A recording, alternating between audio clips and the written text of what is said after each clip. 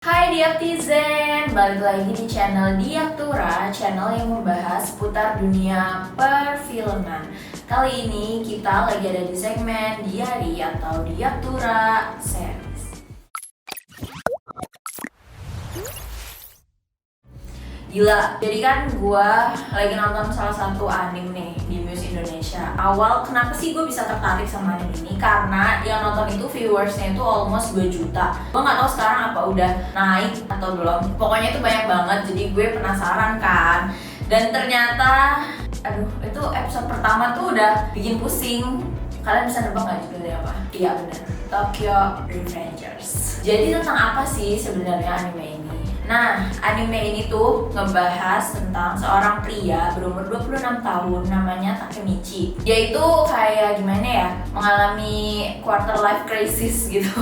Enggak sih, jadi kayak tinggal di apartemen jelek, kerjaannya gak bagus, terus diledekin bocil-bocil. Itu kan kayak apa ya, pokoknya hidupnya dia nih kayak suram gitu lah ya. Terus suatu hari dia itu ke stasiun, dia mau naik kereta. Tapi yang ada di pikirannya dia itu hanya pacarnya dia waktu dia SMP. Jadi si Takemichi ini baru pernah pacaran 1 kali doang pas dia SMP, selama 26 tahun dia hidup. Terus pas di rel kereta itu tiba-tiba dia kayak dijorokin gitu sama orang. Dan orangnya ini gak dikasih tahu siapa. Tiba-tiba dia mau jatuh gitu dan ada kereta lewat. Nah itu kan gue pikirnya dia bakal mati gitu. Cuman masa iya tokoh utama mati, kan gak mungkin. Nah ternyata dia sadar tuh. Tiba-tiba ketika dia sadar, dia udah ada di zaman dia SMP 12 tahun lalu. Jadi dia kayak time traveler gitu ke 12 tahun yang lalu. Nah sebenarnya apa sih yang ngebuat gue pusing? Kalau misalnya anime dengan time traveler itu kan banyak ya. Cuman di anime ini tuh time travelernya kayak gimana ya, beberapa kali gitu loh. Dan ini baru di episode 1. Itu sih yang bikin gue pusing. Nah di sini dia tuh kembali ke masa lalu kan, di 12 tahun yang lalu gitu pas dia SMP.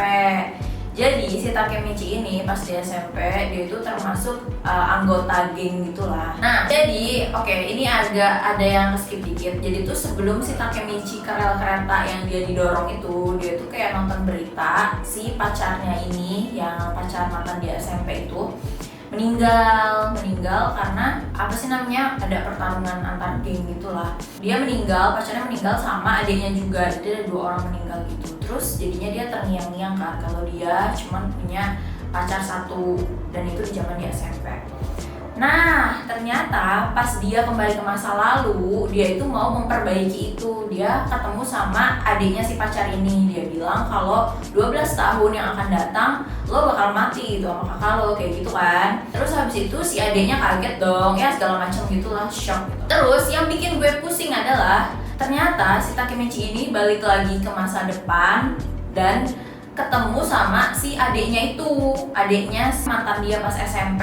Terus dia bilang, ternyata gua cuma bisa nyelamatin diri gua sendiri, tapi kakak gua nggak bisa gua selamatin. Takemichi di sana shock dong, berarti mantan dia yang dulu tuh nggak bisa diselamatin atau ya tetap meninggal sesuai dengan takdir gitu. Terus habis itu mereka berencana untuk menghidupkan atau mengubah gitu ya si Takemichi jadi time travel lagi untuk nyelamatin si cewek itu. Jadi kayak yang bikin pusing ya dari anime ini adalah mereka tuh kayak 2 kali time travel gitu loh. Iya gak sih? Dan itu baru di episode 1. Terus sebenarnya kalau dari alur cerita bagus ya. Cuman gue kalau boleh jujur, dari karakter si Takemichi ini tuh kayak kurang greget gitu loh. Kan biasanya kalau karakter utama mah suka gimana ya, bikin kita bersimpati gitu, antara dia dijahatin banget atau dia yang jadi jahat banget kayak gitu. Tapi kalau si Takemichi ini tuh dia terombang-ambing ya, karena emang dijelasinnya juga dia pemuda yang madesu gitu lah ya. Jadi dia kayak terombang-ambing gitu. Cuman iya gue ngerasanya kalau di episode 1 ini pengembangan karakter si Takemichi ini belum keluar banget kayak gitu. Nah, firasat gua kayaknya di episode keduanya itu bakal mengulik lagi tentang karakter si Takemichi. Tapi gua tuh berharapnya si tokoh cewek ini yang bakal diselamatin itu tuh punya peran penting juga dalam pengembangan karakter si Takemichi. Karena kan dia yang bikin orang-orang nih, Ade dan Takemichi ini ini time travel tuh untuk menyelamatkan dia kan. Masa dia kayak cuman lewat aja gitu loh. Harusnya kan ada kisah-kisah yang kok bisa sih Takemichi kayak berjuang banget buat si cewek ini. Nah itu tuh belum dijelasin di episode 1. Kalau menurut gue di episode 2 bakal ngejelasin itu sih. Terus sama biasanya kita kan kalau nonton anime time traveler tuh penasarannya di bagian ini masa depan apa aja sih yang bakal berubah. Karena itu bakal berubahnya tuh gak cuma satu sisi doang gitu loh. Terus adakah tokoh yang akan meninggal lagi? Ngerti gak sih? Biasanya kan kalau kita mau nyelamatin sesuatu pasti ada juga kejadian yang gak kita sangka gitu loh. Jadi gak mungkin dong anime ini kayak ya udah kembali lagi bisa nyelamatin beres. Itu kayaknya gak mungkin gak sih? Kalau time traveler pasti kan ada masa depan yang gak kita sangka, terus ternyata efeknya itu lebih buruk gitu.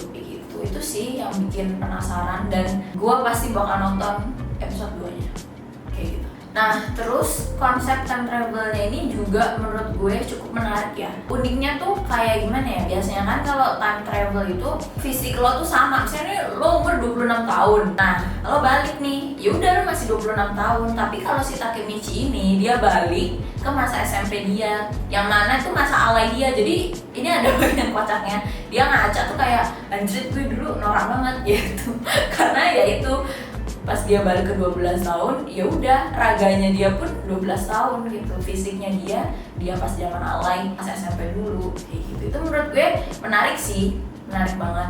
Nah jadi mungkin segitu aja review dari gue. Kalau misalnya kalian tertarik dan juga penasaran, kalian bisa nonton di Muse Indonesia. Terus kalau misalnya kalian punya persepsi lain atau kemungkinan lain di episode kedua, please banget buat komen, karena gue juga butuh kayak menurut gue ini benar gak ya yang gue tangkep kayak gitu loh. Soalnya emang agak bingungin sih kayak gitu.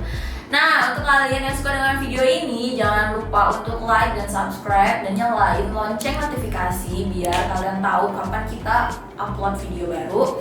Dan juga share ke teman-teman kalian. Oke, mungkin segitu aja review dari gue, and see you.